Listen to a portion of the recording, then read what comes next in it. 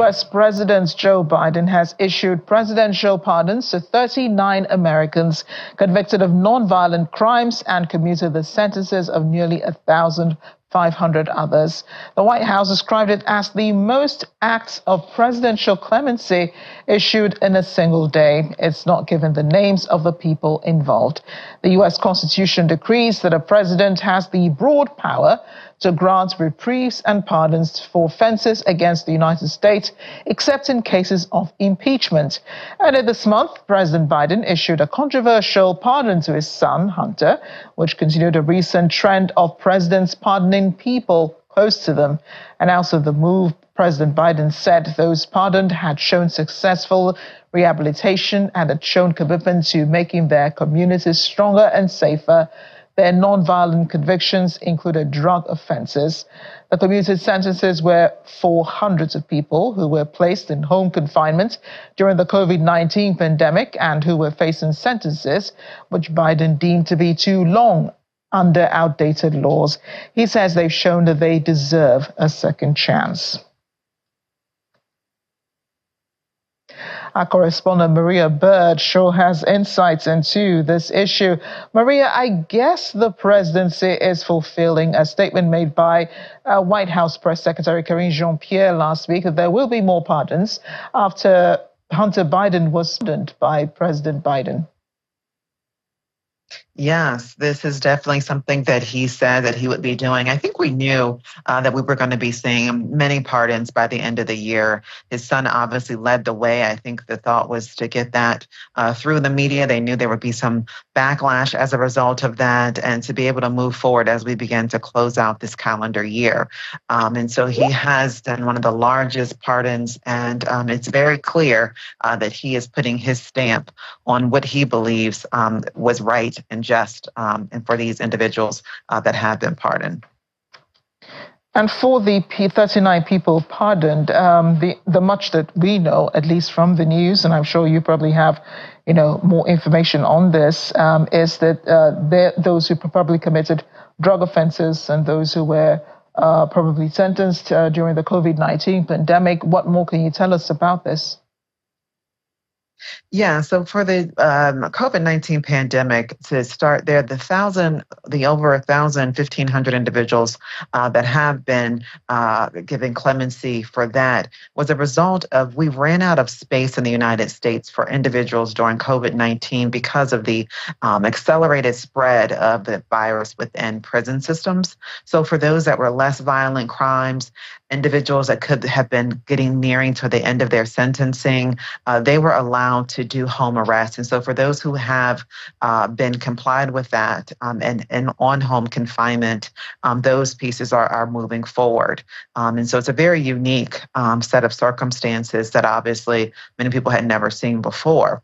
And for the 39 that you mentioned, you think about, as you said, those drug crimes. If you remember several years back, there was rules around how much marijuana could be held by an individual, and many individuals have been incarcerated for very small possession of marijuana. And because it has been legalized for some medical usage, some of those laws had addressed and had a large percentage of individuals released. And so as we look at some of the changes in drug laws, as the president understands and looks to see why individuals were sentenced and things that he feels were not were not just. So he's moving forward with those. And then obviously other white collar crimes, you'll see as well, things that could have been around business fraud, that potentially a person from his thoughts has served their time for those offenses. And there were other things that could be done to address those types of crimes. So that's what you're really going to see, the very non-violent crimes. Those individuals are pardoned. You're also going to see some individuals that have been on death row. And so we know that there have been several controversial cases for individuals that were on death row that people have found later on that they did not actually commit the crime. There's been a pause on death row for most of the Biden administration.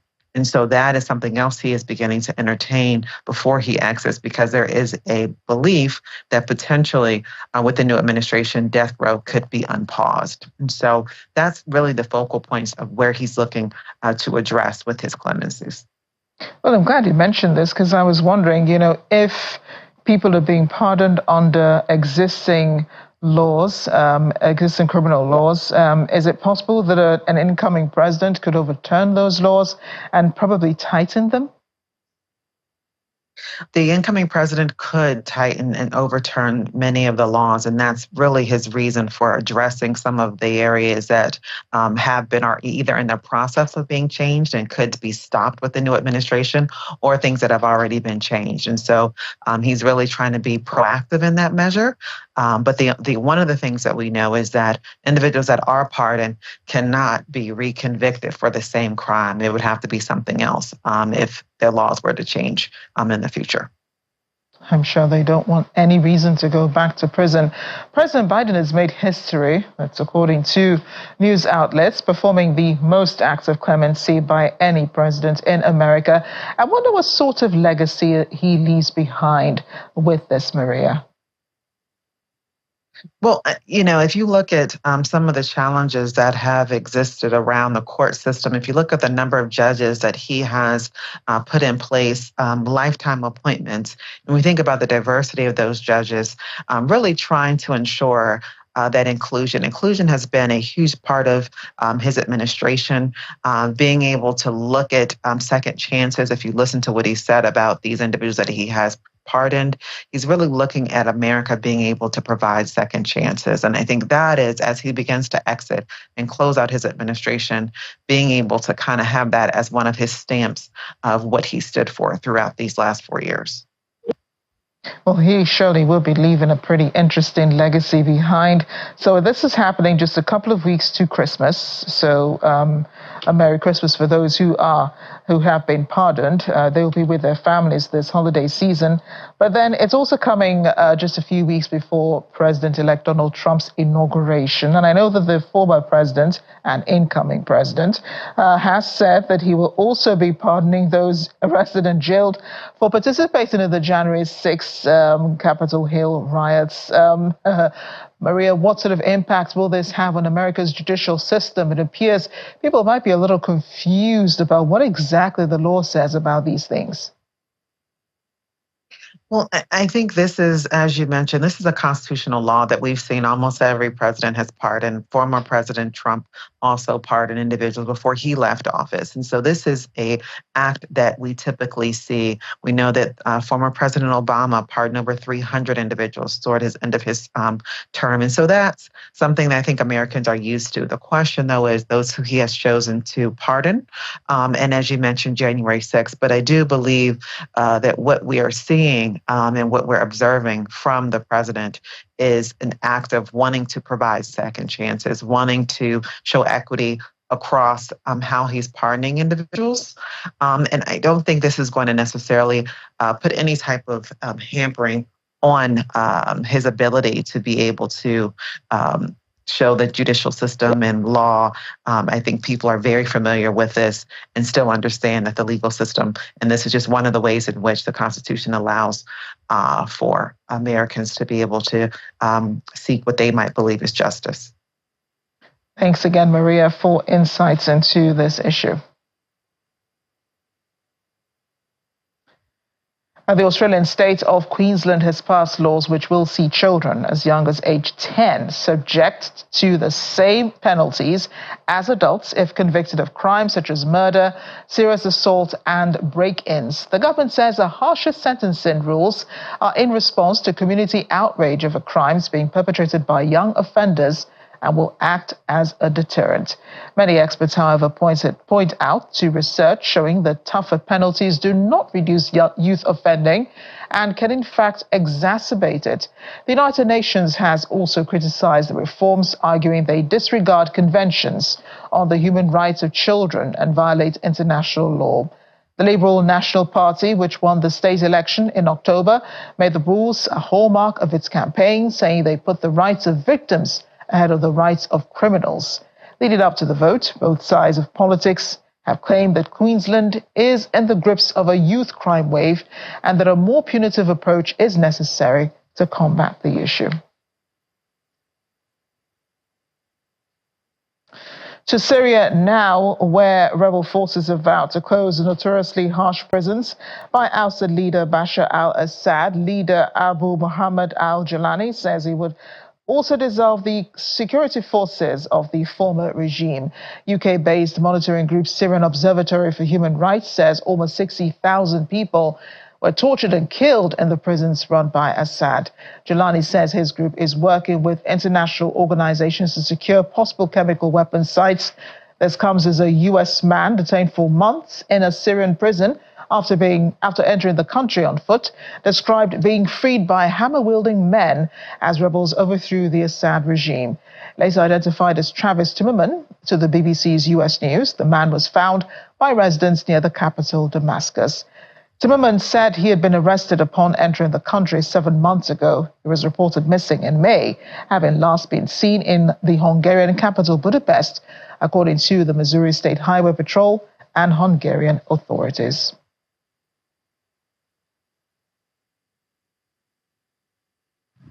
Israeli troops backed by heavy machinery and military vehicles operated in the buffer zone between Syria and Israeli-occupied Golan Heights today, days after the government of Syrian President Bashar al-Assad collapsed.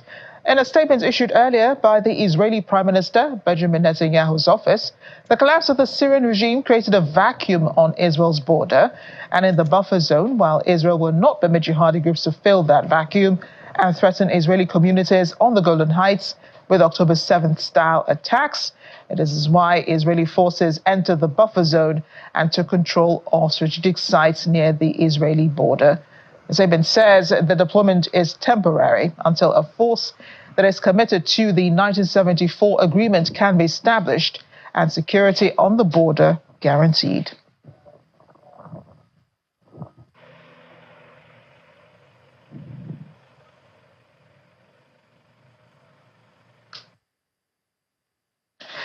U.S. Secretary of State Antony Blinken is in Jordan, where he's met with King Abdullah in the Red Sea town of Aqaba, soon after he arrived in the region for talks in Syria. He'll be in Turkey later today, the week having been set aside by Washington to focus on Syria. America has agreed to recognize a future Syrian government that amounts to a credible, inclusive, and non-sectarian governing body.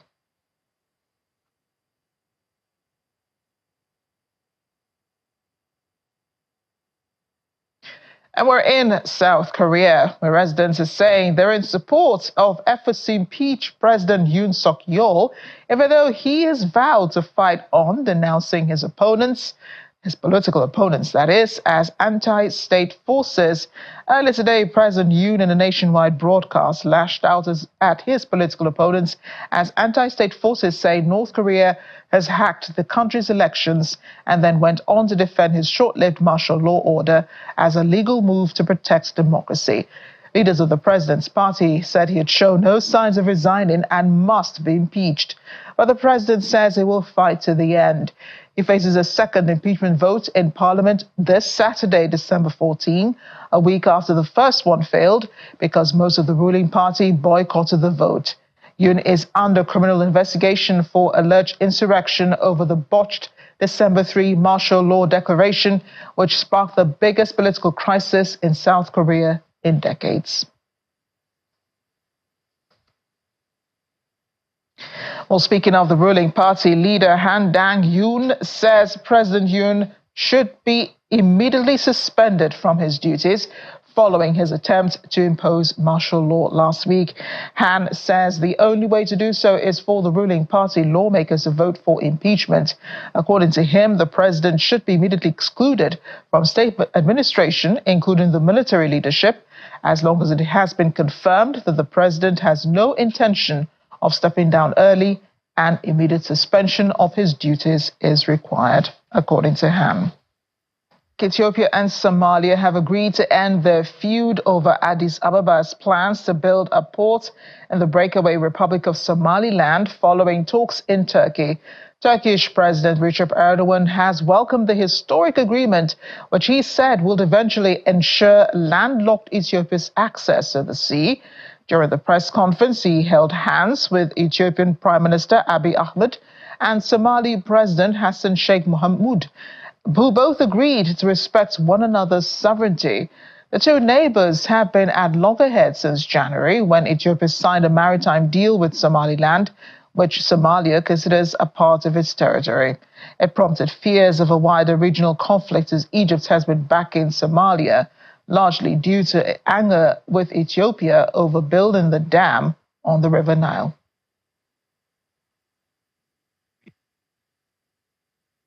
And we have common and mutual opportunities to develop together in our own interests. Somalia will contribute towards that, and we are ready to work with the Ethiopian leadership and the Ethiopian people to benefit the opportunities that we had in all aspects. Recep Erdogan, his government, and the people of Turkey. Allow me to assert here again that Ethiopia's aspiration for secure and reliable access to the sea is a peaceful venture and one that would benefit all our neighbors. With the growing youth population, the demands for our economy warrants such access to peace efforts in the Horn of Africa. President Erdogan has taken, I believe that today's constructive discussions will push us into a new year with this spirit of cooperation, friendship, and the willingness to work together and instead of against each other.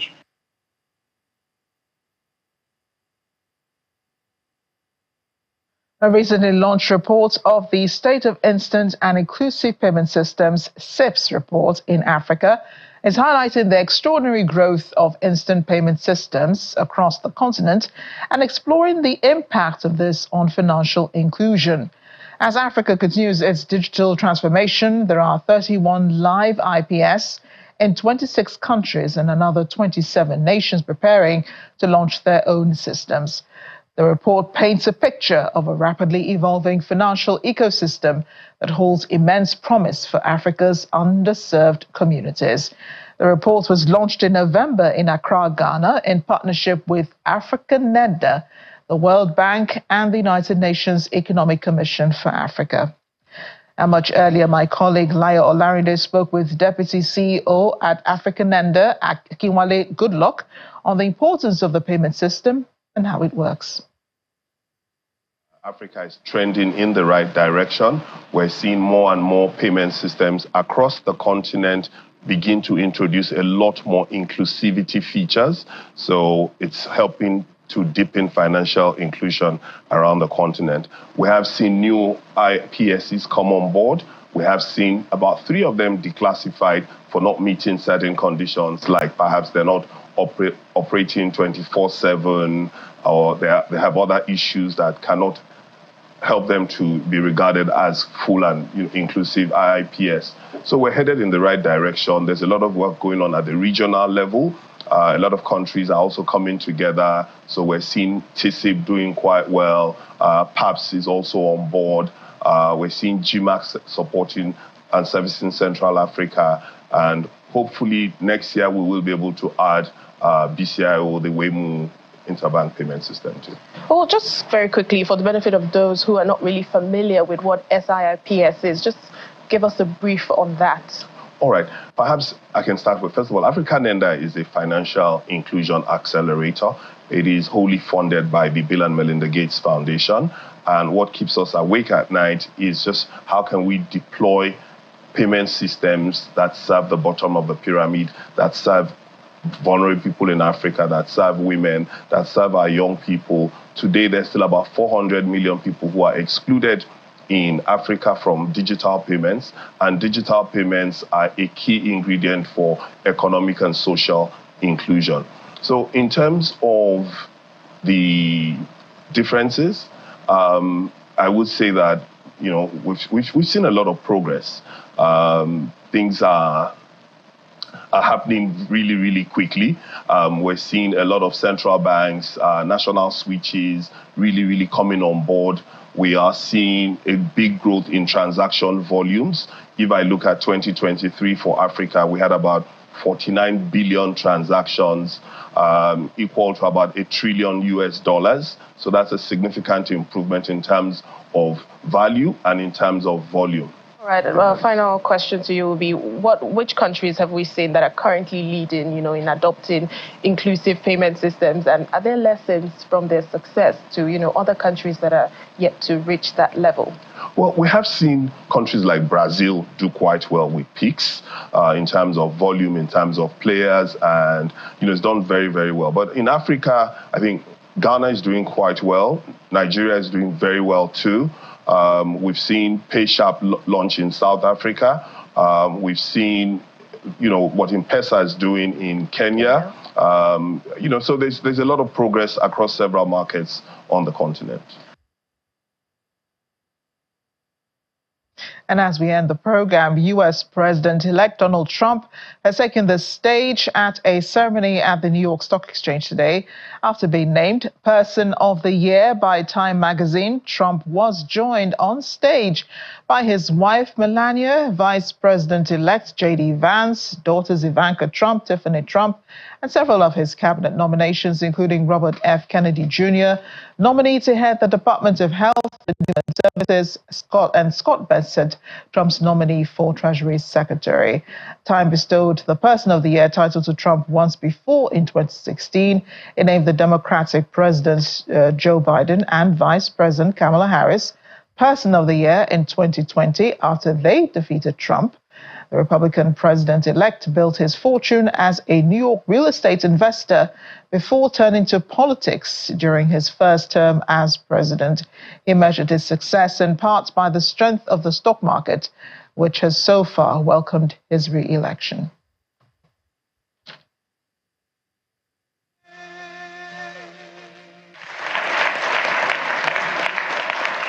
Well, thank you very much. This is an honor, a tremendous honor. I brought some of our compatriots along with us. They're going to do a beautiful job for you for the next 4 years. And it's really been something very special. And I have to say, Time Magazine getting this honor for the second time. I think I like it better this time, actually. But it is an honor. And this is a double because usually they don't coordinate the Man of the Year or the Person of the Year with the ringing of the bell. And brilliantly, you picked them both at the same time, and you were all friends, and you said, let's do it. And it takes one trip. It doesn't take two trips. That's okay. We like to save. We like to be able to do it properly. We've gone up since the election. I was just told by Scott, everybody said, you have to pick Scott Bessent. He has to be the one chosen for Treasury. Where is Scott? Let's see. He's around here someplace. He's around here. He told me we picked up $3 trillion since the election day. And I said, well, that's good, but what about before the election day? He said, we picked up some money there because they thought you were going to win. I said, I like this guy. He's going to be my Treasury Secretary. That'll be all on The World Today. Thanks for watching. I'm Amarachi Ubani.